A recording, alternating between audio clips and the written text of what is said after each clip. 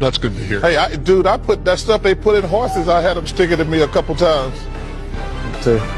Probably didn't need to go that far. So that's it's called DMSO.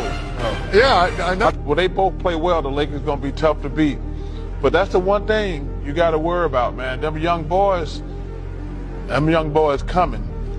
They are down 3-2, but they send the series back to Los Angeles for Game 6 on Friday. That'll be a dandy to watch. I'm kind of juggling two balls right here, because on one hand, I'm Is that what you're doing? Yeah, I'm really proud of what the Grizzlies did. I mean, that made me proud to be a basketball player. Like, hey, let's just go and compete and see what happens. Then you got the Lakers, who just won. He's a hell of a tight end. He never got a tight end like me. Stop it. I did play football one day, America. Yeah. And I realized they were actually hitting out there. But what's Shaq?